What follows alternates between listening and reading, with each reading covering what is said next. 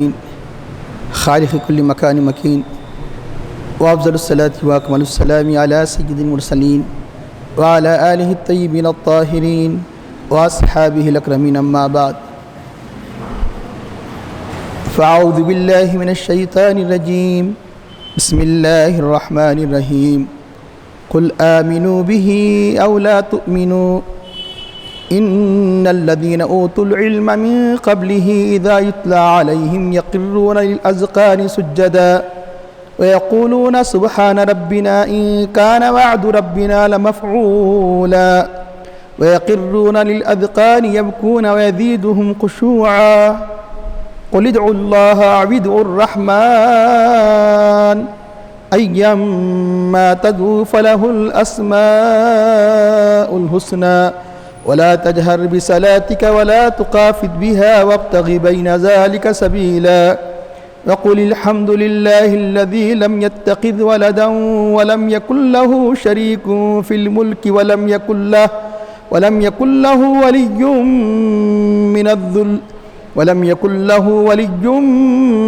من الذل وكبره تكبيرا صدق الله العظيم. قال الله تعالى في شأن حبيبه الكريم إن الله وملائكته يصلون على النبي يا أيها الذين آمنوا صلوا عليه وسلموا تسليما اللهم صل على سيدنا ونبينا مولانا محمد النبي الأمي وعلى آله وصحبه وبارك وسلم.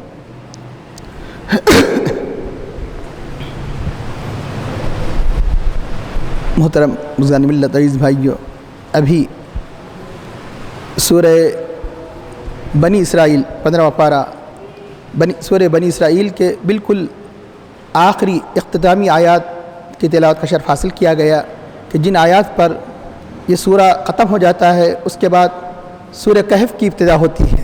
الحمدللہ کہ آج انشاءاللہ تعالی یعنی سورہ بنی اسرائیل کا اختتام اجمالی طور پر اس کی تفسیر کا اختتام عمل میں آئے گا. اللہ تعالیٰ ارشاد فرماتا ہے قل آمنوا بہ او لا تؤمنوا، اپنے حبیب پاک صلی اللہ علیہ وسلم سے خطاب کر کے فرماتا ہے کہ آپ کہہ دیجئے کہ تم اس پر ایمان لے آؤ. اس سے پہلے اللہ تعالیٰ اپنی کتاب مبارک کا ذکر فرمایا، کلام اللہ کا ذکر فرمایا، تم اس پر ایمان لے آؤ یا ایمان نہ لاؤ، ایمان لاؤ یا نہ لاؤ. ان الذین اوتوا العلم من قبلہ، بے شک وہ لوگ جنہیں علم دیا گیا ہے من قبلہ اس سے پہلے، یعنی اس کتاب کے اس نزول سے پہلے، اسلام کے آنے سے پہلے جنہیں علم دیا گیا ہے، مراد اہل کتاب ہے. اذا یتلی علیہم، جب ان پر یہ کتاب تلاوت کی جاتی ہے، یخرون للاذقان سجدا، تو وہ اپنی پیشانیوں کے بل، مرادی معنی ہے اپنے چہروں کے بل سجدے میں گر جاتے ہیں. اللہ تعالیٰ کی آیات کی عظمت کے پیش نظر وہ عرفتہ اللہ کی بارگاہ میں اپنے سروں کو سجدے میں رکھ دیتے ہیں. یقرون للاذقان سجدا ویقولون، اور یہ کہتے ہیں سبحان ربنا، پاک ہے ہمارے رب کی ذات، ان کان وعد ربنا لمفعولا، یقیناً یہ ان حقیقت میں انا ہے، یقیناً ہمارے رب کا وعدہ پورا ہو کر رہتا ہے. اللہ نے جو وعدہ فرمایا وہ اپنے وعدے کا خلاف نہیں کرتا. اور ویقرون، اور یہ وہ ہے کہ یقرون للاذقان، جو اپنی پیشانیوں کے بل گر جاتے ہیں، یبکون، روتے ہوئے، کس میں؟ سجدے میں. اور یہ آیات کہ اللہ تعالیٰ کا ایک کلام مزید ان کے خشوع میں اور اضافہ کرتا ہے، ان کی فروتنی میں، ان کی عاجزی میں، انکساری میں اور اضافہ کرتا ہے. محترم حاضرین، یہ آیت سجدہ ہے کیونکہ ہو سکتا ہے کسی وجہ سے کوئی اس کے بعد درمیان سے چلا جائے اور آخر میں اگر بولنے کی صورت میں ان کو علم نہ ہو تو سجدے کی یعنی آیت کے بارے میں آپ جانتے ہیں کہ قاری، پڑھنے والا، سامع، دونوں پر بھی سجدہ کرنا واجب ہے. اس لیے اس محفل کے اختتام کے بعد یاد سے سجدہ کر لیجئے، انشاءاللہ ہم سجدہ کریں گے. اس کے اللہ تعالیٰ ارشاد فرماتا ہے قل ادعوا اللہ، کہ اللہ تعالیٰ اپنے حبیب پاک صلی اللہ علیہ وسلم سے خطاب کر کے فرماتا ہے ادعوا اللہ، اللہ کو پکارو. ادعوا اللہ او ادعوا الرحمن، اللہ پکارو یا رحمان پکارو. اللہ کی ذات کو، اس کی ذات کو جو سارے کائنات کا خالق و مالک ہے، اسے اللہ کے نام سے یاد کرو یا رحمان کے نام سے یاد کرو. قل ادعوا اللہ او ادعوا الرحمن ایما، ایا عربی زبان میں یعنی جو بھی، کون سا، اگر اس بات کی معنی ہو جو بھی، ما زائدہ ہے، ایما تدو، جس نام سے بھی تم پکارو گے اللہ تعالیٰ کے، ایما تدو فلہ الاسماء الحسنی، اس کے سارے نام اچھے ہیں، بہترین ہیں، جیسے انگلش میں بیسٹ کہتے ہیں، سارے کے سارے نام یعنی ہر عیب سے پاک، منزہ اور اعلیٰ و بہتر ہے۔ فلہ الاسماء الحسنی ولا تجہر بصلاتک، آپ اس نماز میں جو قرات ہے، نماز سے مراد نماز کہہ کر کبھی قرات مراد لی جاتی ہے، تو اس نماز کو، کیونکہ نماز کا سب سے بڑا جز قرات ہے، قرات نماز کا سب سے بڑا جز ہے کہ اہم فرض ہے، اللہ کا کلام یعنی جو جز جس کا تعلق اللہ کے کلام سے یقیناً سب سے اہم جز ہوگا۔ ولا تجہر بصلاتک، تو اپنی قرات کو نہ تو یعنی اپنی نماز کو جہر سے مت کرو، نماز میں جہر کرنے کی کیا چیز ہے، قرات ہی ہوا کرتی ہے، کیونکہ جو دوسرے جو یعنی تسبیحات وغیرہ جہر سے نہیں پڑھی جاتی ہے، تو تم اپنی نماز کو جہر سے مت کرو۔ ولا تخافت بہا، اور نہ اپنی آواز کو پست کرو، اتنی آواز کو پست کہ دوسرے نہ سن سکے، نہ بالکل جہر سے، نہ بالکل اونچی آواز سے، نہ بالکل پست۔ وابتغی بین ذالک سبیلا، اس کے درمیان کی راہ کو اختیار کرو، یعنی قرات قرآن میں اوسط درجے کو اختیار کرو، نہ بالکل بلند نہ بالکل کم۔ وقل الحمدللہ الذی، اور آپ یہ کہہ دیجئے الحمدللہ، تمام تعریف اللہ کے لیے، الذی لم یتخذ ولدا، کہ جس کا کوئی لڑکا نہیں، جو اولاد سے پاک ہے، جس نے کوئی لڑکا اختیار نہیں کیا، ولم یکن لہ شریک فی الملک، اور ملک میں سلطنت میں کوئی اس کا شریک نہیں ہے، وہ شریک سے پاک ہے، ولم یکن لہ ولی من الذل، اس کا کوئی ولی نہیں ہے، اس کا کوئی مددگار نہیں ہے، من الذل، پستی کی بنیاد پر، ذلت کی بنیاد پر کسی کو اپنا اس نے ولی نہیں بنایا۔ وکبرہ تکبیرا، اس کی خوب بڑائی بیان کرو، خوب اس کی یعنی کبریائی بیان کرو، وکبرہ تکبیرا۔ محترم حاضرین، قل آمنوا بہ او لا تؤمنوا، کیونکہ یہ سورہ ختم ہو رہا ہے کہ تقریباً 2 رکوع سے اس کا گہرا تعلق ہے۔ اللہ تعالیٰ قرآن کریم کی عظمت کو بیان فرمایا، اعلان فرمایا، قل ان اجتمعت الانس والجن علی ان یاتوا بمثل هذا القرآن لا یاتون بمثلہ ولو کان بعضهم لبعض ظہیرا، قرآن کریم کی مثل کو سارے کے سارے جن و انس مل کر بھی نہیں لا سکتے، اگرچہ کہ ایک دوسرے کے مددگار کیوں نہ ہو جائے۔ تو قرآن کریم کی اتنی یعنی کھلے طور پر موجودہ ہونے کے باوجود انہوں نے مختلف قسم کے فرمائشی موجودوں کا انہوں نے تقاضا کیا، فرمائشی موجودوں کی تکمیل کیوں نہیں کی گئی، اس کا بھی جواب دیا گیا، اور حضرت موسیٰ علیہ السلام اور اس کے مخالف فرعونیوں کا ذکر کیا گیا، تو اللہ نے کیسے موسیٰ علیہ السلام کو غلبہ عطا فرمایا، یہ ساری چیزیں بیان کر کے پھر قرآن کریم کے پھر عظمت کو بیان کیا گیا۔ مقصد کیا ہے قرآن کریم کی عظمت، اس لیے بیچ میں واقعہ سے بیان کرنے کے لیے لایا گیا کہ جس طرح یہ مغلوب ہو گئے، یہ کفاری مغلوب ہوں گے، جو مخالفان اسلام ہے، جو مخالفان کتاب الہی ہے، جو مخالفان رسول ہے، اس لیے اصل موضوع پر بات آ گئی۔ اصل موضوع کیا ہے؟ ایمان بالکتاب، اس لیے اللہ تعالیٰ کتاب اللہ کا ذکر فرمایا، تم اس پر ایمان لے آؤ۔ اس سے پہلے ارشاد فرمایا کہ قرآن فرقناہ لتقرأہ علی الناس علی مکث ونزلناہ تنزیلا۔ اب قرآن کریم کے اللہ تعالیٰ ذکر کرنے کے بعد ارشاد فرماتا ہے تم اس پر ایمان لے آؤ یا نہ لاؤ۔ یہ اللہ تعالیٰ، ہو سکتا ہے کبھی ظاہری اعتبار سے ذہن میں خیال آئے کہ اللہ تعالیٰ خود فرما رہا ہے کہ ایمان لاؤ یا مت لاؤ، اختیار ہے۔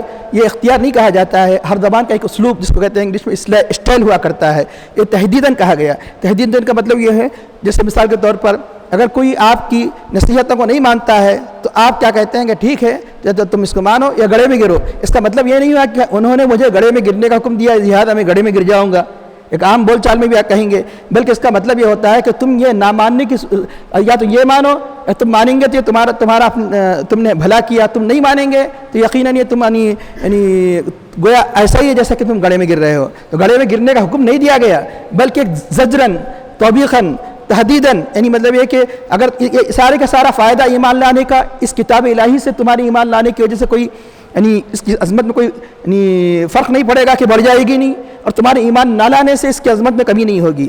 اللہ کے رسول کی عظمت میں تمہارے ایمان لانے کی وجہ سے اضافہ نہیں ہوگا، تمہارے ایمان نہ لانے سے اللہ کی رسول کی عظمت میں کمی نہیں ہوگی، بلکہ اس میں تمہارا فائدہ ہے۔ جیسے اردو میں کہا جاتا ہے کہ یہ کرو یا گڑھے میں گرو، یہ ایمان لاؤ یا مت لاؤ۔ مت لاؤ اللہ نے حکم نہیں دیا ہے، بلکہ یعنی مطلب نہیں لائیں گے تو یہ تمہارا نقصان ہے۔ پھر اس کو اللہ تعالیٰ نے ایمان لانے کے بارے میں ہر بات اللہ تعالیٰ قل سے نہیں شروع فرماتا. بہت سی باتیں ہیں قل نہیں کہا گیا. قل معنی جہاں قل کہا جاتا ہے کہ معنی یہ کہ اللہ تعالیٰ اپنے نبی سے خطاب کر کے فرماتا ہے, اپنے حبیب سے خطاب کر کے فرماتا ہے تم کہہ دیجئے ایمان کی بات کو اس لیے قل فرمایا. وہ ایمان معتبر ہے جو جس میں نبی کا واسطہ ہو, جو نبی نے جس طرح ایمان لانے کا حکم دیا اس طرح ایمان لائیں گے. بہت سے لوگ توحید کے تو مدعی ہے لیکن مومن کیوں نہیں ہے؟ اس لیے کہ نبی پر ایمان نہیں رکھتے. اس لیے اللہ تعالیٰ نے ایمان کے معاملے میں خصوصاً اللہ تعالیٰ اپنے حبیب پاک صلی اللہ علیہ وسلم کو مخاطب بنایا. قل هو اللہ احد, یہ سارا کا سارا سورہ اخلاص اللہ تعالیٰ کی عظمت توحید کے بارے میں ہے. لیکن وہاں کیا فرمایا؟ اللہ یہ بھی فرما سکتا تھا اللہ احد, اللہ ایک ہے, اللہ الصمد نہیں, بلکہ فرمایا توحید وہی معتبر ہے کہ جو اللہ تعالیٰ کے حبیب نے جس طرح جس انداز سے ایمان لانے کا اللہ پر حکم دیا ہے اس طرح تم ایمان لائے گا تو ایمان معتبر. اس لیے اللہ تعالیٰ نے اپنی جب توحید کو بیان فرمایا, اپنی عظمت کو بیان فرمایا, مخاطب اپنے حبیب کو بنایا کہ قل هو اللہ احد, آپ کہہ دیجئے. اس لیے ایک شاعر نے کیا خوب کہا, قل کہہ کے اپنی بات بھی منہ سے تیری سنی, قل کہہ کے اپنی بات بھی منہ سے تیری سنی, اللہ کو ہے گفتگو اتنی تیری پسند, اللہ کو ہے گفتگو اتنی تیری پسند. اور خصوصاً اس رکوع کے اختتام میں اللہ تعالیٰ جب اللہ تعالیٰ ہی کی بات چل رہی ہے, اللہ کی حمد بیان کرو, اللہ کی تکبیر بیان کرو, اللہ کی کتاب پہ ایمان لاؤ, اس لیے اتنی قریب قل بار بار نہیں کہا جاتا, لیکن اللہ تعالیٰ نے تقریباً اسی آدھے سے رکوع میں تقریباً 3 مرتبہ قل, ہر آیت کی ابتدا قل آمنوا بہ او لا تؤمنوا, ایک مضمون ختم ہو گیا کہ قرآن کریم کی عظمت کا. تو اس کے بعد اللہ تعالیٰ جو اپنے اسماء کے بارے میں فرمایا قلید اللہ عبید الرحمن, پھر آگے چل کے اللہ تعالیٰ اپنی حمد اور کبریائی کی بات کرتا ہے تو وہاں بھی قل کہتا ہے قل الحمدللہ. تو اس طرح ایمان لانے کی بات قل سے شروع فرمائی, اللہ تعالیٰ اپنے اسماء حسنہ کی بات جب بیان فرمائی تو قل سے شروع فرمائی, پھر اللہ اپنی تکبیر اور تحمید کا ذکر فرمایا تو قل سے بیان فرمایا. ورنہ ہر بات کو قل سے, اللہ تعالیٰ یہاں تک کہ نماز سے بڑھ کر کون سا حکم ہو سکتا ہے, قل اقیموا الصلاۃ نہیں فرمایا. اللہ تعالیٰ یہ نہیں فرمایا قل اتموا الحج, کہ حبیب کہہ دیجیے حج کرو, حبیب کہہ دیجیے کہ تم روزہ رکھو, حبیب کہہ دیجیے کہ تم نماز پڑھو. کیوں؟ اس لیے کہ ایمان امتحان تو یہاں ہے ایمان کا, تو اس لیے ایمان سب سے اہم ہے. اس لیے ایمانیات کے معاملے میں خاص طور پر قل کا ذکر کثرت سے کیا گیا ہے. تب یہاں ارشاد ہوتا ہے کہ ان الذین اوتوا العلم, یقیناً اللہ تعالیٰ اپنے حبیب پاک صلی اللہ علیہ وسلم کو تسلی دیتا ہے اگر یہ کافر, یہ مشرکین آپ کی مخالفت کرتے ہیں, کتاب الہی کی عظمت کو نہیں مانتے, تو ان سے بڑھ کر سمجھ رکھنے والے, ان سے بڑھ کر علم رکھنے والے جب یہ کتاب کی عظمت کے سامنے جھک چکے ہیں, تو اگر یہ جاہل اگر ایمان نہیں لاتے ہیں تو آپ فکر مت کیجئے. یہ اگر اپنی جہالت سے ایمان نہیں لاتے ہیں تو فکر مت کیجئے. کیوں؟ اس لیے کہ اس سے بڑھ کر عقل و فہم رکھنے والے, علم رکھنے والے اس کی عظمت کے سامنے اپنی گردن کو جھکا چکے ہیں. وہ کون ہے؟ اہل کتاب.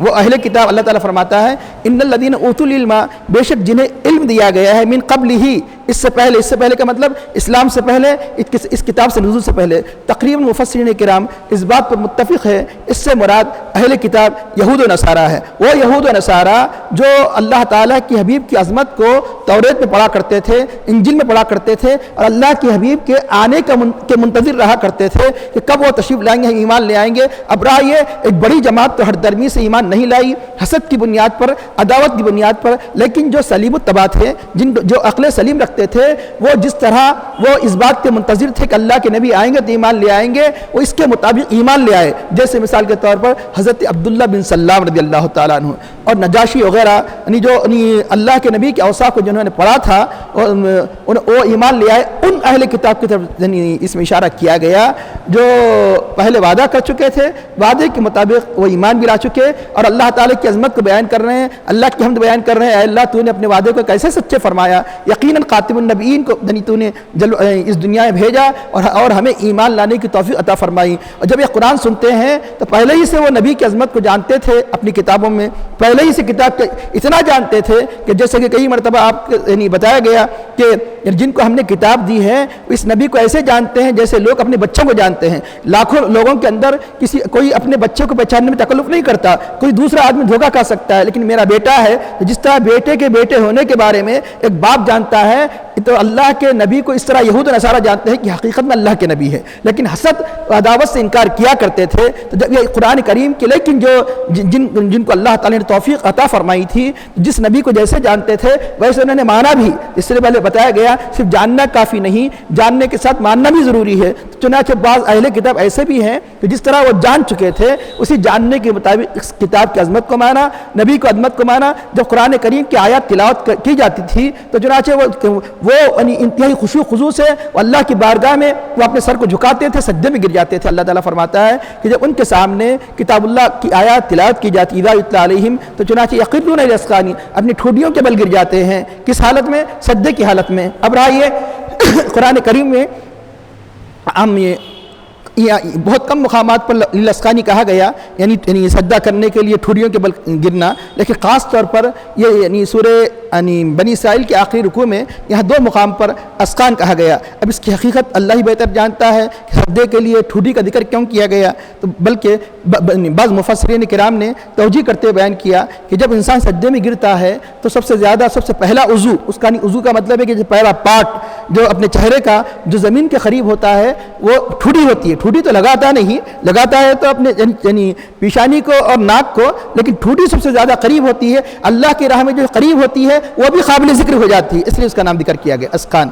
اس لیے زخم کے معنی ٹھوڈی، جس کو چن کہا جاتا ہے۔ اب رہا یہ اگر سائنسی اعتبار سے اب ہمیں موقع نہیں ملا کہ اس کی تحقیق کی جائے کہ ٹھوڈی کا ذکر، اگر جیسا کہ قرآن کریم یعنی بے شمار آج سائنٹسٹ حیران ہیں، بہت سی باتیں بہت سی چیزیں قرآن کریم میں مختلف مواقع پر ذکر بھی کی گئی کہ یعنی قرآن کریم میں بات اشارے ایسے کیے گئے، سائنس حیران ہے کہ پہلے ہی یعنی اللہ نے بتا دیا، ہمیں پتہ نہیں چلا۔ اب رہا ہے کہ سائنسی اعتبار سے مجھے اتنا علم نہیں کہ ٹھوڈی کا یعنی اس چہرے کے اندر کیا دخل ہے، لیکن ایک بات یہ کہی جا سکتی ہے، ٹھوڈی جو آخری ہڈی ہے، بتایا گیا کہ چہرے یہ جو ہڈی ہے تو یہ جبڑے اور اس سے یہ 2 ہڈیاں جا کر ملتے ہیں تو تقریباً چہرے پر یعنی پورے تقریباً زیادہ تر اس ہڈی کا پھیلاؤ ہوتا ہے، اس لیے عربی زبان کا طریقہ ہے جز کہہ کر کل مراد دیا جاتا ہے، ٹھوڈی کہہ کر پورا چہرہ مراد دیا گیا کہ چہرے کے بل گر پڑتے ہیں۔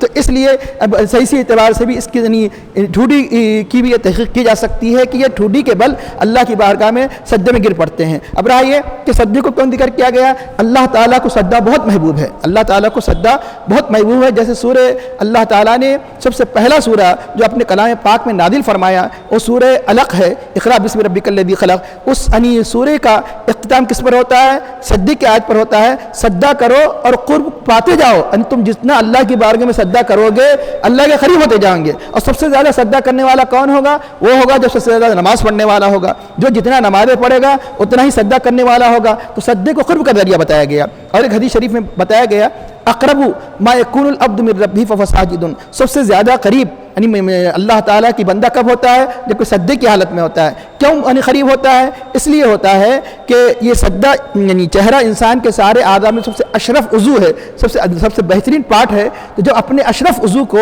اللہ کی بارگاہ میں جھکا دیا تو جو چیز اپنی اشرف چیز کو، بہتر چیز کو اللہ کی راہ میں خرچ کرتا ہے اللہ اس کو خوب پسند فرماتا ہے۔ تو چنانچہ اپنے مال کو جو انسان کو محبوب ہے، اس لیے ساری عبادتوں میں سب سے اعلیٰ عبادت یعنی اللہ کی راہ میں خرچ کرنا کیوں قرار دیا گیا ہے؟ اس لیے کہ نفس پر بار پڑتا ہے، یعنی مطلب ہے کہ 10 12 100 تسبیح پڑھ لینا آسان ہے، لیکن 100 200 روپے خرچ کرنا انسان کے لیے بار محسوس ہوتا ہے۔ اس لیے یعنی اور عبادتوں سے بڑھ کر زکوٰۃ اور صدقات کی فضیلت کیوں ہے؟ اس لیے ہے کہ اس میں سب سے زیادہ جو انسان کو محبوب ہے، جو محبوب مال کو خرچ کرنا پڑتا ہے۔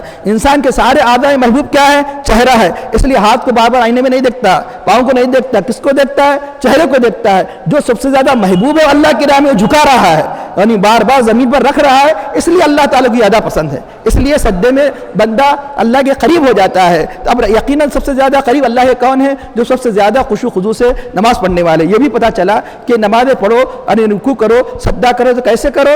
جیسا کہ اللہ تعالیٰ کے نیک بندوں کا اللہ نے ذکر فرمایا، پورے خشوع کے ساتھ وہ جھک جاتے ہیں، پورے تواضع کے ساتھ جھک جاتے ہیں، عاجزی کے ساتھ جھک جاتے ہیں۔ اس لیے بزرگوں نے فرمایا کہ تمہارے اعضاء جیسے جھک رہے ہیں اس طرح دل بھی جھکنا چاہیے۔ رکوع میں آپ جھک گئے، سجدے میں آپ جھک گئے، جیسے جیسے آپ جھک رہے ہیں دل بھی جھکنا چاہیے۔ رکوع میں تو یہاں آپ کے اعضاء جھک رہے ہیں، دل آپ کے مطلب ہے کہ اپنے خواہشات کی جگہ جھک رہا ہے، دل میدان میں جھک رہا ہے، دل آفس میں جھک رہا ہے، دل کاروبار میں جھک رہا ہے، دل یعنی مطلب لہو لعب میں جھک رہا ہے۔ تو یقیناً یعنی یہ جھکنا حقیقت میں اللہ تعالیٰ کو اتنا محبوب نہیں ہے جو جھکنا خشوع خضوع کے ساتھ ہوتا ہے۔ اب رہا یہ کہ فرض کی تو ادائیگی ہو گئی، محبوب ہونا الگ چیز چیز ہے، یعنی اتنا یہ ہوگا نماز تو اللہ تعالیٰ سب کی قبول فرماتا ہے، اللہ عذاب سے بچا لے گا، لیکن جو انعامات کا وعدہ ہے وہ انعامات نہیں ملیں گے۔ انعامات کس کو ملیں گے؟ جو اس یعنی مطلب ہے کہ سجدے کے ساتھ ساتھ اس کے اندر خشوع خضوع کی کیفیت ہے۔ ایک تو یہ عذاب سے بچ جانا اور ہے، اور ثواب ہونا اور ہے۔ انسان بہت سے کام کر کے جس طرح مضرت سے بچنے کی کوشش کرتا ہے، یہ بھی کوشش کرتا ہے کہ فائدے ہی مل جائے، تو فائدے کب ملیں گے؟ جو جتنا آپ کے اندر آپ کی نماز کے اندر خشوع خضوع بڑھتا جائے گا، اتنا ہی اللہ کی رحمتیں ان کا نزول بھی اس کے ساتھ بڑھتا جائے گا۔ تو اللہ تعالیٰ فرماتا ہے کہ یہ جب رحمان کی آیتوں کو سنتے ہیں تو سجدے میں گر پڑتے ہیں، وَيَقُولُونَ، وہ کہتے ہیں سبحان ربنا، ہمارے رب کی ذات پاک ہے، ہمارے رب کی ذات پاک ہے، ان کا یقیناً ہمارے رب کا وعدہ پورا ہو کر رہتا ہے۔ اب رہا یہ کہ یہ انہوں نے تسبیح کیوں بیان کی، تو بتایا گیا کہ اللہ تعالیٰ کا جو وعدہ تھا، کیا وعدہ تھا کہ نبی آخر الزمان خاتم النبیین آنے والے ہیں، اللہ تعالیٰ یقیناً نبی خاتم النبیین کو بھیجا، ہمیں ایمان لانے کا شرف عطا فرمایا اس پر۔ اور دوسرا ہے کہ کیونکہ یہاں سجدے کا ذکر ہے، یہاں اللہ کی عبادت کا ذکر ہے، اللہ کی عبادت میں پڑھی جانے والی سب سے اہم شے جو بار بار دہرائی جاتی ہے وہ کون سی شے ہے؟ وہ تسبیح ہے۔ نماز اللہ اکبر کہے، آپ نے کیا پڑھا؟ سبحانک اللہم و بحمدک۔ رکوع میں آپ نے کیا پڑھا؟ سبحان ربی العظیم۔ سجدے میں کیا پڑھا آپ نے؟ سبحان ربی الاعلیٰ۔ اللہ کو تسبیح بہت پسند ہے، اس لیے ایک اہم بات کہ تسبیح کے ساتھ عام طور پہ تحمید کا بھی ذکر آتا ہے، سبحانک اللہم و بحمدک۔ سبحان کیا ہے؟ تسبیح۔ تسبیح کا مطلب جو ایسے کلمات جس میں تسبیح کا ذکر ہے، یعنی فام کیسے بھی ہو سکتا ہے، اس کا فام کا مطلب سیوا کیسے بھی ہو سکتا ہے، لیکن اگر اس میں تسبیح کا ذکر ہو رہا ہے تو تسبیح ہے۔ اور تحمید کا مطلب جس میں اللہ کی حمد و الحمدللہ، نحمد اللہ، حمد للہ، یعنی جو مختلف فام ہو سکتے ہیں، حمد کا ذکر ہے۔ تو اب جب بندہ نماز کے لیے کھڑے ہوتا ہے تو ابتدا وہ تسبیح تحمید سے کرتا ہے، پھر مستقل طور پر سورہ فاتحہ میں تو حمد ہی بیان کرتا ہے، الحمدللہ رب العالمین۔ تو تسبیح اور تحمید یہ اللہ کو انتہائی پسند ہے، یہ اللہ کو پھر تسبیح کا ذکر پہلے، تحمید کا ذکر بعد۔ تو جیسے وہ مشہور حدیث جو بخاری شریف کی آخری حدیث ہے، سبحان اللہ وبحمدہ سبحان اللہ العظیم، پہلے تسبیح کا ذکر بعد میں حمد کا ذکر۔ اور اسی طرح بہت سے مقامات پر سبحان اللہ جو تیسرا ہم کلمہ پڑھتے ہیں، سبحان اللہ والحمدللہ، پہلے سبحان اللہ کہا جاتا ہے بعد میں الحمدللہ کہا جاتا ہے۔ تو بات یہ ہے کہ تسبیح اور تحمید میں دونوں میں فرق یہ ہے کہ اللہ کی تعریف کے دو طریقے ہیں، ایک ہے ایجابی اعتبار سے، ایک ہے سلبی اعتبار سے، ایک اثباتی اعتبار سے، ایک اثباتی اعتبار سے، ایک سلبی اعتبار سے۔ اثباتی کا مطلب یہ ہے کہ اللہ تعالیٰ رزق دیتا ہے، اللہ تعالیٰ شفا دیتا ہے، اللہ تعالیٰ صحت دیتا ہے، یہ سارے کے سارے اللہ خالق ہے، اللہ مالک ہے، یہ اس کے سارے اثباتی صفات ہیں۔ سلبی، اللہ ہر عیب سے پاک ہے، ہر قسم سے نقص سے پاک ہے، اللہ ولد سے پاک ہے، اولاد سے پاک ہے، اللہ بیوی سے پاک ہے، اللہ کا کوئی نظیر نہیں، اللہ کا کوئی شبیہ نہیں ہے، اللہ مثلیت سے پاک ہے، جسمانیت سے پاک ہے، اسے کہتے ہیں تسبیح۔ عیب سے یعنی پاک قرار دینے کو تسبیح کہا جاتا ہے، کمالات کے ذکر کو تحمید کہا جاتا ہے۔ اس وقت تک انسان حقیقت میں اللہ کی تعریف کرنے والا نہیں سمجھا جاتا جب تک کہ تسبیح بیان نہ کرے۔ دنیا کی ساری قوموں سے مراد جو خاص طور پر آسمانی کتابوں پر ایمان رکھتے ہیں، جیسے اہل کتاب، وہ اللہ کی تحمید تو بیان کر سکتے ہیں لیکن تسبیح بیان نہیں کر سکتے۔ تحمید و تسبیح بیان کرنے کا اللہ نے جو شرف عطا فرمایا مسلمانوں کو عطا فرمایا، کیوں؟ اس لیے کہ عیسائی اللہ کی تعریف تو بیان کر سکتے ہیں لیکن تسبیح بیان نہیں کر سکتے، یہودی اللہ کی تعریف تو بیان کر سکتے ہیں، ہم تو بیان کر سکتے ہیں، تسبیح بیان نہیں کر سکتے۔ اس لیے نہیں کر سکتے کہ وہ انبیاء کو اللہ کا بیٹا قرار دیتے ہیں۔ تعریف کے جو اہم پہلو ہے، اللہ کو ہر قسم کے نقص سے پاک قرار دینا تعریف کا اہم پہلو ہے۔ جب تک آپ پاک نہیں قرار دیں گے تو آپ تعریف کرنے والے نہیں ہوتے۔ اس لیے احادیث کریمہ میں، قرآن میں پہلے حمد کا ذکر آتا ہے، پہلے تسبیح کا ذکر آتا ہے، بعد میں حمد کا ذکر آتا ہے۔ یہی وجہ ہے کہ نماز شروع کرتے ہی ہم کہتے ہیں سبحانک اللہم وبحمدک، سبحان اللہ وبحمدہ، سبحان اللہ والحمدللہ۔ تو یہی وجہ ہے کہ اب اس سورہ کی ابتدا بھی کس سے ہوئی ہے؟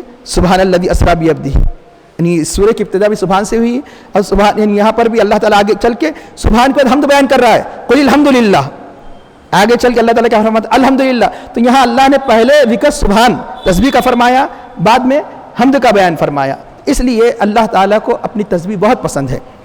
تو ارشاد ہوتا ہے کہ یہ کہتے ہیں کہ یقیناً رب کا وعدہ پورا ہو کر رہتا ہے، اور پھر دوبارہ ذکر فرماتا ہے کہ وہ یقرون الاذقانی، وہ اپنے ٹھوڈیوں کے بل گر پڑتے ہیں، یعنی اپنے چہرے کے بل اللہ کی بارگاہ میں کیسے روتے ہوئے گر پڑتے ہیں، وَيَزِيدُهُمْ خُشُوعًا، اور ان کے خشوع میں اضافہ ہو جاتا ہے، یعنی جتنا اللہ کی آیات کو پڑھتے ہیں اتنا ہی ان کے اندر عاجزی انکساری بڑھتے چلے جاتی ہے۔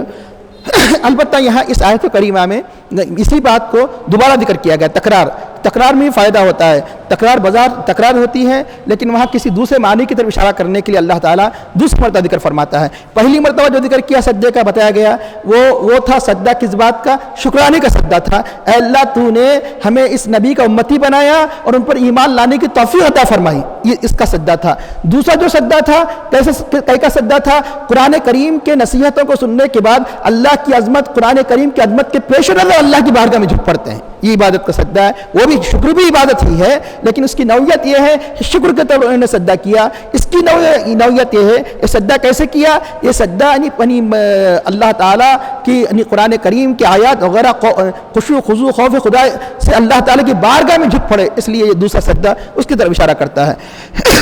اب رہا یہ کہ اس میں بکا کا ذکر رہا ہے، بکا کا مطلب ہے کہ روتے ہیں، تو اس لیے بتایا گیا امام اعظم حنیفہ علیہ رحمہ کا ہر مسئلہ قرآن و حدیث سے مستفاد، یعنی قرآن و حدیث سے نکالا ہوا ہے۔ بعض فقہا کے پاس اگر انسان نماز کے اندر قرات کرتے ایسا آواز آ جائے تو نماز ٹوٹ جاتی ہے، لیکن امام اعظم حنیفہ علیہ رحمہ فرماتے ہیں کہ اگر نماز میں اگر کوئی خوف خدا سے رویا اس کی نماز نہیں توڑتی، کسی درد کے ساتھ رویا کہ جس کی آواز نکلتی ہے تو نماز ٹوٹ جائے گی، کسی درد کی وجہ سے کوئی یعنی عضو تکلیف کر رہا ہے کہ گھٹنا وغیرہ یعنی جسم کا کوئی عضو کمر اور درد سے ایسی رونے کی آواز ایسی رونے کی کیفیت ہوگی آواز نکل گئی تو اس کی نماز چلے جائے گی، لیکن خوف خدا سے اگر کلام الہی پڑھتے ہوئے اگر روئے گا آواز نکلے گی تو اس کی نماز نہیں ٹوٹے گی، اس کی نماز نہیں۔ یہ کہاں سے نکلا؟ اسی قرآن کریم کی آیت سے انہوں نے ثابت فرمایا کہ وہ اللہ کی بارگاہ میں گرتے ہیں، روتے ہیں۔ اب رونے کی کیفیت کیسی بھی ہوتی ہے، بعض رونے کی کیفیت ایسی ہوتی ہے کہ آواز نکلتی ہے، بعض رونے میں آواز نہیں نکلتی ہے، تو پتہ چلا یہی وجہ ہے مفسرین کرام نے یہاں پر یعنی بکا کی کثیر فضیلت بیان۔ بکا کون سا؟ یعنی رونا اللہ کی راہ میں، رونا اللہ تعالیٰ کو خوف خدا سے اپنے گناہوں کی یاد کرتے ہوئے اللہ تعالیٰ کے خوف سے رونا، اس کی بڑی فضیلت آئی ہے۔ احادیث کریمہ میں آتا ہے جس خوف سے اگر مکھی کے پر کے برابر بھی آنسو بہتے ہیں تو اللہ تعالیٰ اس چہرے کو جہنم میں نہیں داخل فرماتا۔ تو اندازہ لگائیے کہ اب رہا ہے کہ کوئی یہ خیال کرے بس رو، اب اس کے بعد یعنی عمل کرنے کی ضرورت نہیں ہے۔ ارے خوف خدا سے حقیقت میں رو کے تو دیکھو، ہو سکتا ہے کہ اللہ تعالیٰ آج نہیں تو کل اسے توبہ کی توفیق دے گا، اس لیے وہ جہنم میں نہیں جائے گا۔ جو حدیث میں آیا کہ رونے والا اللہ کے بارے میں آپ کہیں گے کئی ایسے رونے والے ہیں لیکن پھر بھی کیسے جائیں گے، تو اللہ انہیں ضرور توبہ کی توفیق دے گا۔ یہ روایت کو آپ نے کئی مرتبہ سنا، مسلم شریف کی روایت ہے کہ اللہ تعالیٰ 7 لوگوں کو اپنے عرش کے سائے میں جگہ دے گا، یعنی جب کہ لوگ حیرانی کے عالم میں، پریشانی کے عالم میں ہوں گے، نفسی کے عالم میں ہوں گے۔ وہ کون 7 لوگ ہیں؟ ان 7 لوگوں میں وہ شخص جو تنہائی کے عالم میں خوف خدا سے رویا، اللہ تعالیٰ اسے اپنے عرش کے سائے میں جگہ دے گا۔ تو اس لیے بزرگ دین فرماتے ہیں کہ انسان سونے سے پہلے تنہائی میں محاسبہ کرے گا تو کبھی نہ کبھی آنسو نکلیں گے۔ دیکھ تو محاسبہ کرنا یہ ثواب مل جائے گا، اور محاسبہ کرنے سے انسانی گناہ کم ہو جائیں گے۔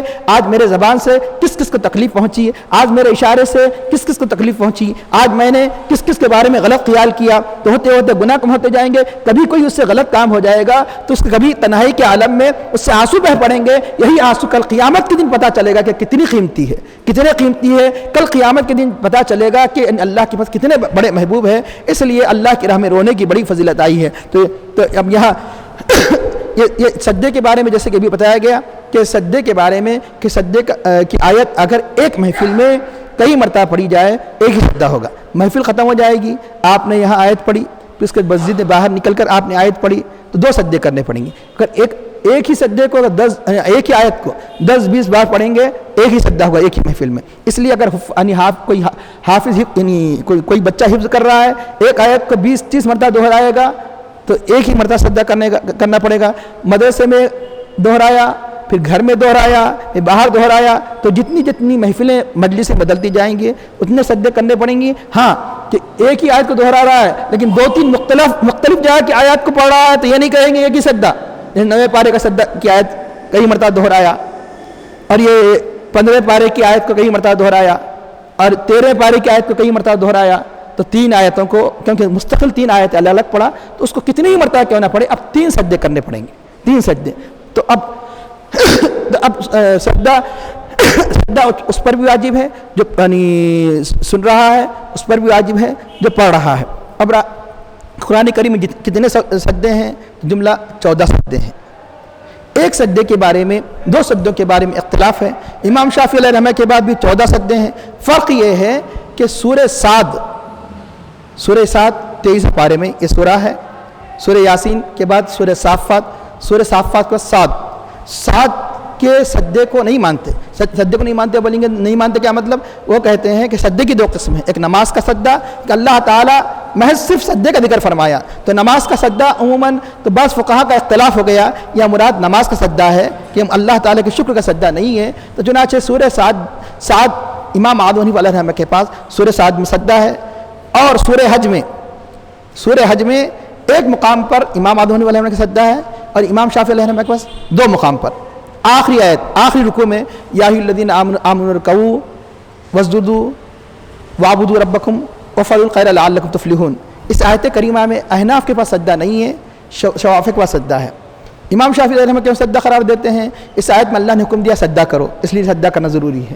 احناف کہتے ہیں یہاں نماز کا ذکر ہے کیونکہ رکوع اور سجدہ کس میں ہوتا ہے؟ نماز کے اندر ہوتا ہے. یا ایھا الذین آمنوا ارکعوا واسجدوا واعبدوا ربکم پھر اپنے رب کی عبادت کرو. اس لیے اب اس اعتبار سے اب ان کے پاس جو 14 سجدے ہوئے سورہ صاد کے سجدے پر سجدہ نہیں کرتے لیکن حج میں 2 سجدے کرتے ہیں. اس اعتبار سے ان کے پاس بھی 14 ہے اور ان کے پاس بھی 14 ہے 14 سجدے ہیں. اور ایک اہم بات کہ نماز کے لیے جو شرائط ہے سجدے شکر کی بھی وہ شرائط ہے. کیا مطلب؟ وضو سے ہونا ضروری ہے. اس لیے آج جو میدانوں میں جو پلیئر سجدہ کرتے ہیں وہ صحیح نہیں ہے جب تک کہ وضو نہ کر لے. واقعی اللہ کو سجدہ محبوب ہے. واقعی تم کھیل کی جیت پر سجدہ کر رہے ہیں تو 1 منٹ کی زحمت برداشت کیجئے فوراً وضو کیجئے اللہ کو اور اللہ کی اور رحمت بشرطے کہ تم نے نماز ادا کی ہے اس دن کھیل کے ساتھ ساتھ فرض کو ادا کی ہے اور سجدہ کریں گے تو کیسا کریں گے؟ اگر مثلا کسی دنیوی خوشی پر کیوں نہ ہو تم سجدہ کریں گے تو جیسے پلیئرز عام طور پہ جیت کر میدان میں سجدے میں چلے جاتے ہیں سجدہ نہیں ہوگا جب تک کہ وضو نہ کر لیا جائے. جیسے تلاوت کے سجدے میں وضو ضروری ہے اسی طرح سجدے شکر میں بھی وضو ضروری ہے. اس طرف عام طور پر توجہ نہیں جاتی. یہ سمجھتے ہیں کہ سجدہ جائز سمجھتے ہیں. سجدہ اسی وقت ہوگا جب کہ وضو سے ہو. یہ بھی ذہن نشین کر لیجئے. تو یہاں اللہ تعالیٰ اس آیت کریمہ میں نماز کی عظمت کے ساتھ ساتھ سجدے کی اہمیت کو بتا رہا ہے. اب اس کے بعد ارشاد ہوتا ہے قُلِ الْحَمْدُ لِلَّهِ. اے حبیب یا تو اللہ تعالیٰ کو اللہ کے نام سے قُلِ اللّٰہ اللہ تعالیٰ فرماتے ہیں قُلِ اللّٰہ عبید الرحمن یا اللہ پکارو یا رحمان پکارو. اللہ پکارو یا رحمان پکارو اس کے سارے کے سارے ایما تدعو جس سے بھی اس کی ذات کو پکارو گے جس نام سے بھی اللہ کے نام سے یا رحمان کے نام سے فلہ الاسماء الحسنی اس کے سارے نام بہتر ہے اچھے ہیں. اس آیت کریمہ کا شان نزول یہ بتایا گیا کہ ایک مرتبہ یوں تو کئی مرتبہ یہ واقعہ ہوا لیکن ایک مرتبہ ایک کافروں نے سنا. یہ بات یہ ہوئی کہ اللہ کے حبیب صلی اللہ علیہ وسلم اللہ کی بارگاہ میں پوری عاجزی انکساری کے ساتھ اللہ تعالیٰ کو پکار رہے تھے یا اللہ یا رحمان جس انداز سے بھی اللہ اور رحمان کا ذکر فرما رہے تھے. ابو جہل نے سن لیا اور یہ بتایا گیا رحمان کا ذکر اہل عرب بہت کم آشنا تھے. رحمان کے ذکر سے اللہ کو تو جانتے تھے اللہ کے نام کو جانتے تھے رحمان کو بہت کم جانتے تھے رحمان کے نام سے.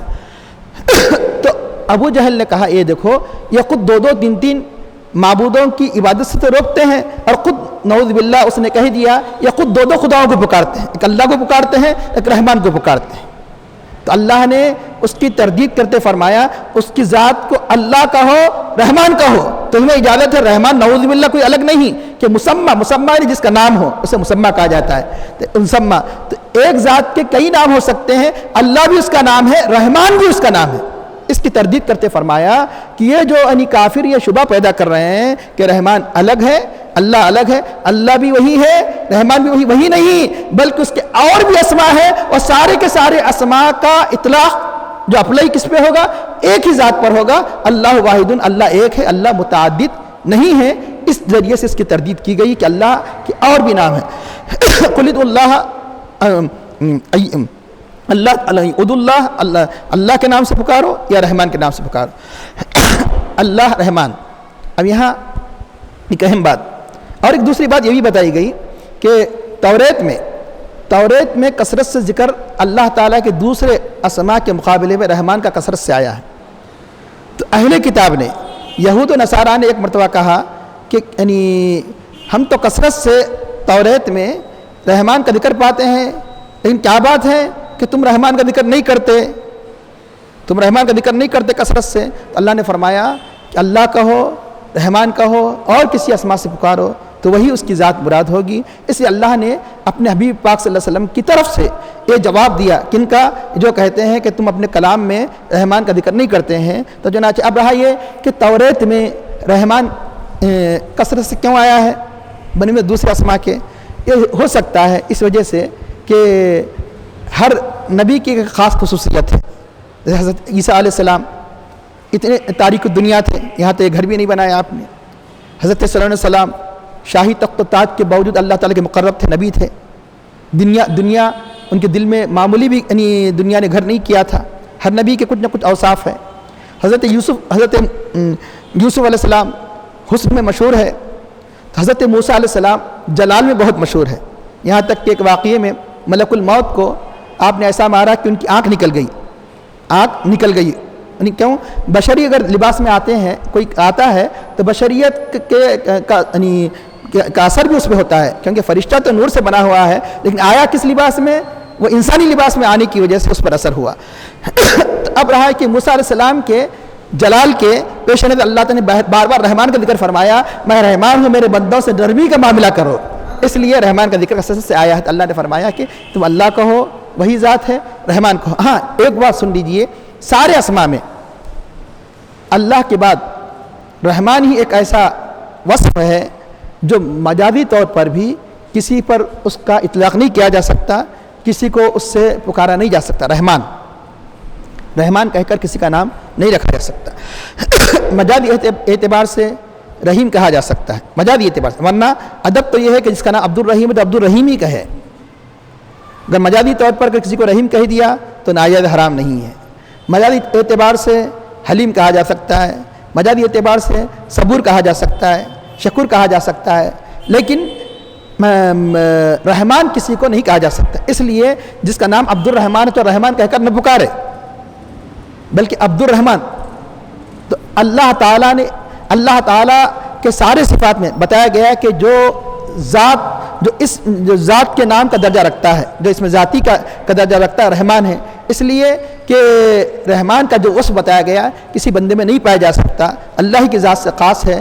اس لیے ایک شخص نے رحمان کا نام، اپنا نام رحمان رکھا تو قیامت تک کے لیے اللہ تعالیٰ نے اس کو کذاب کے نام سے مشہور کر دیا۔ وہ کون تھا رحمان؟ وہ جس نے اپنا نام رکھا وہ مسیلمہ کہ جس نے ارتداد کا اختیار کیا، اسلام لانے کے بعد مرتد ہو گیا، ایک جبڑی جماعت اس کے پیچھے ہو گئی، حضرت ابوبکر صدیق رضی اللہ عنہ سے جہاد کیا، مسیلمہ مارا گیا۔ تو مسیلمہ نے کوئی سوچ سکتے ہیں کہ کوئی باپ اپنے بیٹے کا نام کذاب بھی رکھتا ہے؟ کذاب میں نے بہت جھوٹا۔ کوئی اپنا نام کذاب رکھ سکتا ہے؟ کوئی اپنا نام نہ خود اپنا نام کذاب رکھ سکتا ہے، نہ کوئی باپ اپنے بیٹے کا نام کذاب رکھ سکتا ہے۔ اس نے اپنا نام رحمان رکھا تو قیامت تک کے لیے اللہ تعالیٰ نے اسے کذاب سے مشہور کر دیا۔ جب بھی نام لیا جاتا ہے تو مسیلمۃ الکذاب نام رکھا جاتا ہے۔ اور جو اللہ کے حبیب کی حد درجہ تصدیق کی ہر قدم پر اور تصدیق میں پہل فرمائی تو اللہ نے اپنے پیارے صحابی کا نام ہمیشہ کے لیے ابوبکر صدیق، دوسرے صحابہ کا نام بہت سے لیا جاتا ہے تو ابن آ جاتا ہے، لیکن آپ کا جب بھی لیا جاتا ہے تو ابوبکر صدیق جو نام کا گویا درجہ حاصل کر لیا صدیق۔ اس طرح اللہ کے نام کی توہین کرنے کی وجہ سے، گستاخی کرنے کی وجہ سے مسیلمہ کا نام قیامت تک کے لیے کذاب اللہ نے مشہور کر دیا۔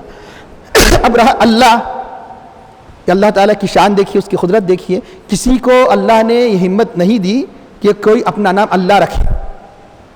اسے اللہ نے قرآن کریم میں فرمایا ہل تعلم لہ سمیہ، کیا تم اس کا کوئی ہم نام دیکھتے ہیں دنیا میں؟ آج تک کسی نے بڑے بڑے خدائی کا دعویٰ کیے، اللہ نہیں کہے، رب کہے۔ تو فرعون نے کیا کہا؟ انا ربکم الاعلی، میں تمہارا رب ہوں، اللہ ہے نہیں کہا۔ نمرود نے اللہ ہے نہیں کہا، لیکن کسی نے اپنا نام اللہ نہیں رکھا، اور جس نے رحمان رکھا تو اس کا یہ حشر ہوا، جس نے رحمان رکھا تو اس کا حشر ہوا۔ اللہ کو پکارو۔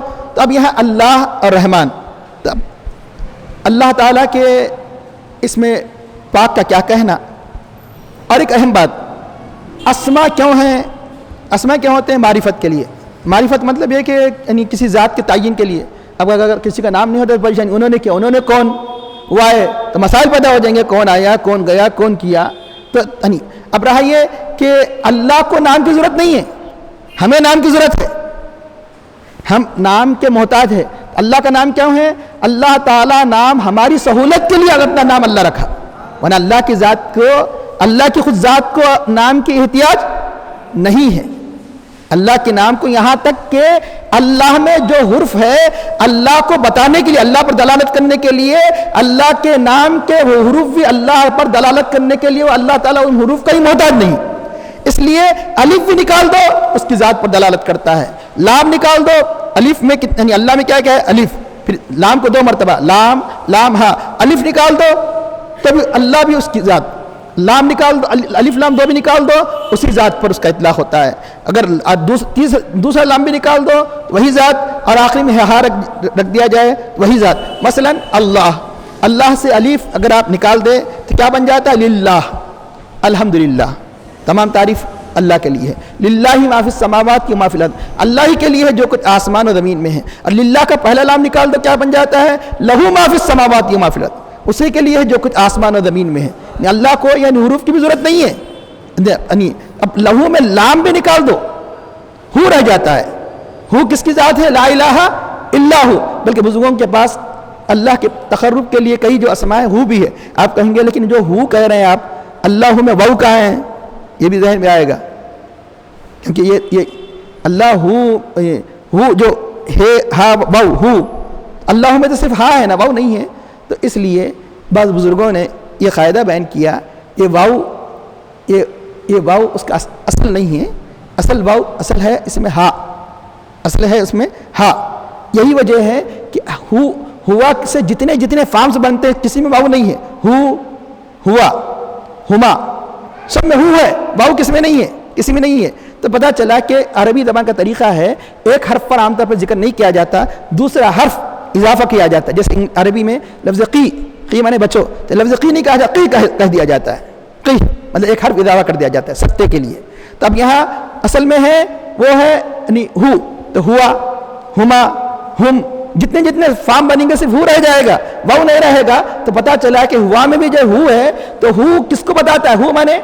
ہو مانے پروناؤن جو کسی کو بتائے۔ تو سارے کائنات میں اگر کوئی چیز دلالت کرتی ہے کس کی طرف؟ اسی ذات کی طرف۔ پروناؤن کسی ذات کو بتاتا ہے، کائنات کا ذرہ ذرہ کس کو بتاتا ہے؟ اللہ کی ذات کو بتا رہا ہے۔ پورے کائنات کا ذرہ ذرہ اللہ تعالیٰ کی وحدانیت کو